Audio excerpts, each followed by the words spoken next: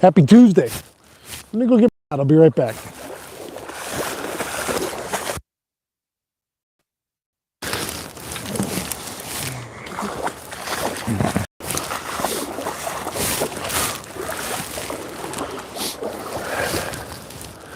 I'm up here today on the Salmon River, float fishing for steelhead. I knew river's up today. It's been up. I don't follow the water levels on a daily basis, but it's been up now for a while, a week, maybe more.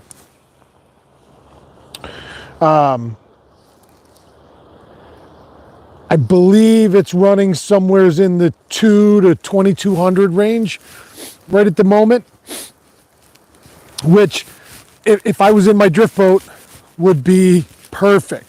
You know, this is water to drool over when you can float from spot to spot and everything is accessible to you and these fish can spread out. Not to mention, it's Tuesday morning after all the holiday season. I saw, I came right up, I was gonna, so the quandary or the conundrum is, where do you fish from the bank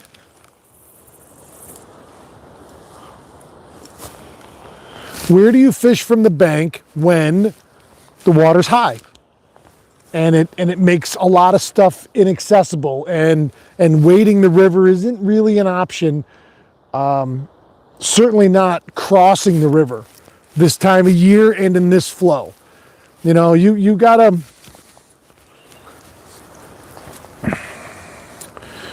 respect the water that we love and that we play on, because it can turn on you pretty quickly. You know, you get in this water and you get swept away in this cold current, you're going to be in for a tough go of it to get out. You know, people don't think about that. There was one other, I parked at the South Trestle parking lot and I walked downstream. So I'm fishing this little corner right now where this is typically where I start if I'm plug fishing and the top end is under pressure. I would run all the way down below the trestle and start down here. Well, I figured this was as good a place as any to walk into for the hour and a half that I've got, you know, and so I did it. I basically have this seam right in front of me. So because the water's up so high, normally this is a much slower pool. You can see where that tree is right there, and you can see where that tree and bush sticks out right there. So in this little opening right here is it comes flat out of the trestle, and then it dips on this side. Now the far side of the river right there is, in this water level, is perfect, but normally you wouldn't fish that north side, because in normal flow conditions, let's say 500 or less, that's pretty bony over there, and it's not holding water. This side over here is holding water. So if I was anchored in my drift boat, I'd be just up above right there, and I'd be plug fishing this most likely. But a lot of guys, and you could anchor and run floats down through here directly below the boat and have that perfect all the way down. The downside of this spot right now is I'm very limited to the amount of drift I've got, because I can't really get out there. I could, I'm not gonna. I mean, 3 steps off the bank right now and I'd be in waist deep water. So I don't need to do that. I don't want to do that. I'm not gonna do that.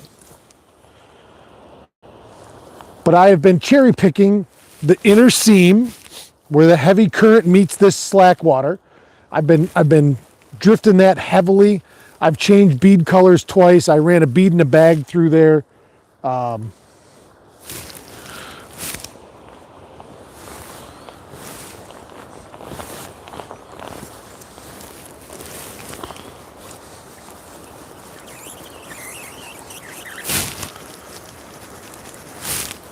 Sorry.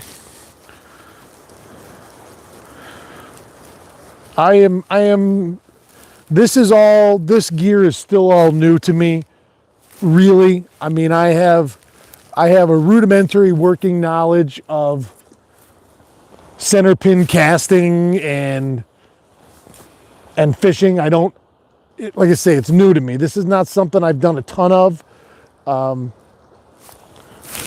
During my full-time guiding days, in those days, float center pin fishing wasn't even, the only people that did that were the Canadians. And in those days, everybody kind of looked at them like they were hogging the pools because they could drift the whole thing.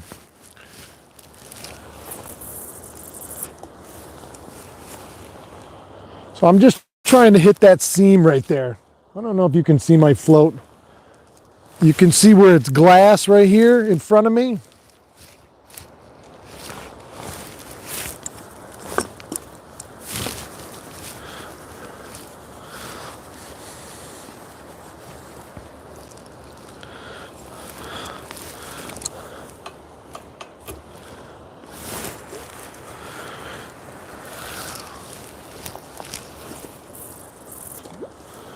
So I'm trying to run it right down that inside seam right there, because my guess is, even though this current down here is not heavy, like whitewater heavy, these fish, like anything else in life, if you cut a path through the woods that you deer hunt in, the deer will walk that path because it's the path of least resistance. Fish and fish in current are the same exact way.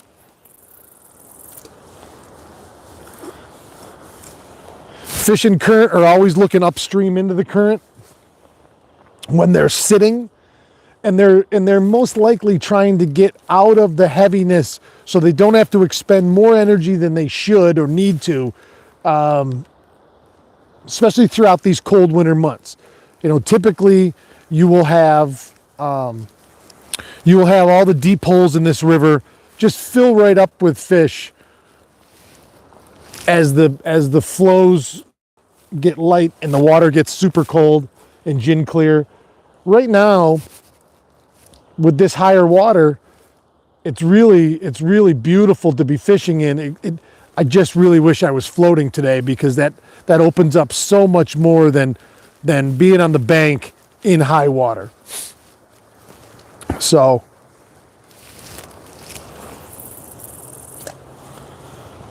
it's a very short drift for a center pin drift, which is unusual. But I still think there's a fish right here directly in front of me.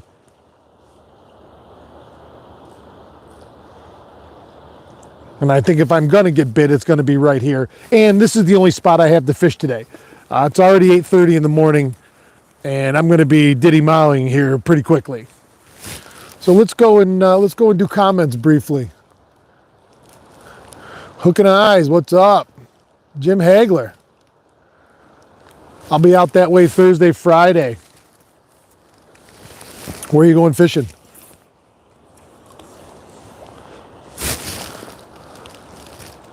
Mark Webb, good morning. I can finally watch you live today. Right on, Nikolai. Paul Messina, good morning, my friend. Merlin, I'm hoping to get up there this weekend. Oh, awesome, man.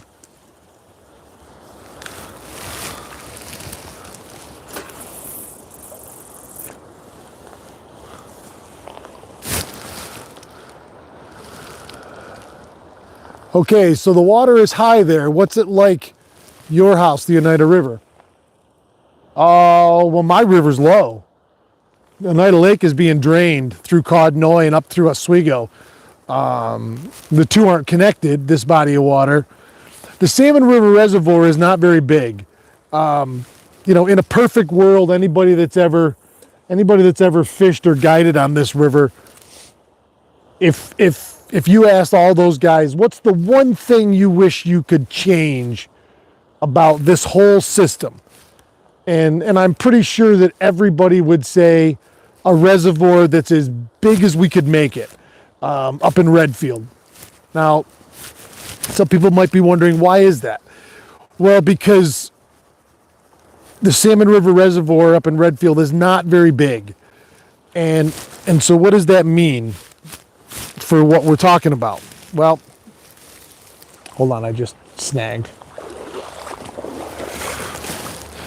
The Salmon River Reservoir, because of its lack of size and depth and just the sheer volume of water that it can hold, means that in times where we have a lot of rain or a lot of runoff, the power company can't divvy out that water to last longer. They've got to get rid of it, or else they run the risk of flooding the reservoir, like really flooding the reservoir. Not that there's much up there, and the dam is just so high. I mean, you can't hold the water back and let it go over the dam and whatnot. That was a nice cast. I pounded that right into the ground 3 feet from me. That was such a nice cast, I didn't even hit water that time. Oh well, such is life.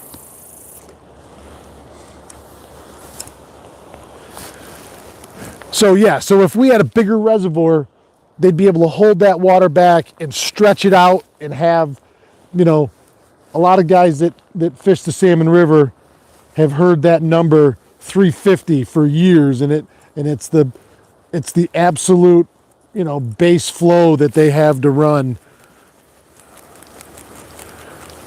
that they're required by law to run. But 325, 350 is not much water in this river. And, certainly the guys, it's a small river to begin with. So when you start running a boat down it and it gets down and gets shallow and skinny and it can really raise hell on your boats and in your equipment. Anyway. So yes, the Oneida River is free and clear. It's open, it's low, they're draining Cod Noise wide open. So a couple things that I want to real quick talk to everybody about. First and foremost, I really truly want to say again that thank you to everybody that came out on Saturday for our event. That was the first event that I've ever hosted, and it's the first of very, very, very many. I want to thank everybody. I want to thank my buddy Chuck for the use of his beautiful facility, and for the generous donations to the raffle from his other restaurants, Limp Lizard, Paul Messina down at Apisa Regional for donating. And if you won those gift cards, man, do yourself a favor and get down there. It's the best pizza around. I call it fancy pizza. It's so different and so delicious, and the flavor combinations that they put together down there are outstanding. My beautiful wife and son and daughter for being there and helping was huge. It allowed me to know that everything on the back of the house was taken care of. You guys support me every step of the way. Country glazed donuts. If that was your first time trying them, boy, they're even better when they're hot and you get them right there at the bakery. If you can believe that. All of my guys, all of my friends that sat up on front with me, Captain Tony Buffa for donating that great rod, Matt Bain, my friend and now Now, my business companion with JT Outdoors for donating that incredible ice fishing stick. Brian Hammer, right there, Hammer. Brian Hammond, the hammer spinner. Brian donated 25 of them. I gave out 5 packs of 5. So whoever got those packs, boy, you're set to get ready as soon as those weeds come up in the late spring. You're ready to get out there and start throwing those hammers because you got a nice selection of them. The people at Crossroads Auction, Jim and Josh, for donating that air rifle, that Beeman air rifle. Man, it was brand new in the box, gorgeous. Kind of makes me want to go out and get one of my own. So many people that I'm probably forgetting, and all the wonderful people that that drove from hours away to come see us and to share in our day, So I am right there with you guys. I can tell you that Walleye Fest preparation starts today. And everything that we're going to do, and I'm looking forward to that. Oh, hey, what's going on, man? Scared the crap out of me. All of a sudden, I'm like, somebody walking behind me? There is. So yeah, Walleye Fest is coming here real quick. We got a ton of cool stuff going on. So I want to thank everybody again, from the bottom of my heart for coming out, hanging out, being cool. Let's see here. Gary, good morning. Scott DeGata, I just said that. I like steelhead fishing. I know, Keith. I'll give you a call later today. We should probably do something before this weather turns. Maybe this weekend. Talk to my buddy at the bait shop and see what he suggests. John Leslie, good morning. That's a new name I don't think I've seen before. Mark Webb.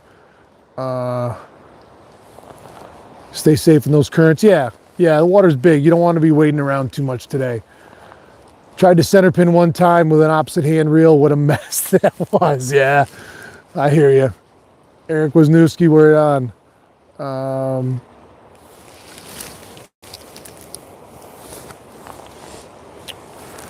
Also, I announced, he's already got a hold of me. I announced the winner for the online giveaway, the raffle from the Double Live event. There was some other piece of housekeeping I thought we had. I pulled the boat yesterday for the season, so that's going to get put away here today or tomorrow before the weather turns again. I